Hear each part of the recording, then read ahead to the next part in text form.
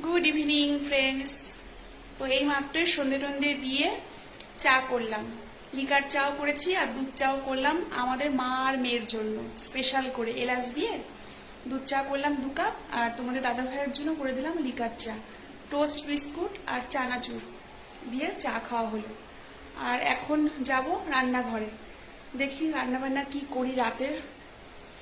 আর ভেবেছিলাম যে রথের মেলায় যাব, মানে যা বৃষ্টি, আর যে মাঠে আমাদের মেলা বসেছে প্রচন্ড কাদা হয়, প্রচন্ড মানে অলরেডি কাদা হয়ে গেছে। আর আজকে এত মানুষের ভিড় হবে, এত মানুষের পা পড়বে, মানে কাদায় কাদা মাঠে। তো ওই সব ভেবে চিনতে যেতে ইচ্ছে করছিল যে না সেটা বলবো না, কিন্তু গেলাম না। ওই সব জামা কাপড় পরে যাব, তার মধ্যে কাদা লেগে গেলে একদম বেকার।